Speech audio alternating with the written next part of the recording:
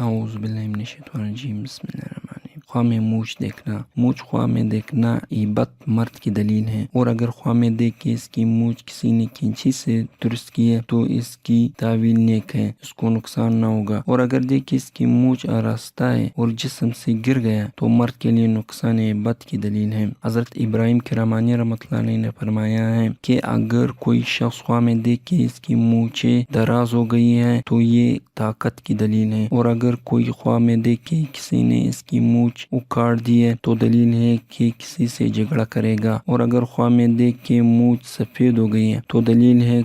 کہ ممنوع کاموں سے روکے گا، اور اگر دیکھ کے اس کی مونچھیں ہیں اگر لمبی ہے تو دلیل ہے غم اور پریشانی ہے، اور اگر چھوٹی ہیں تو عزت و جاہ اور اصول مرد کی دلیل ہے۔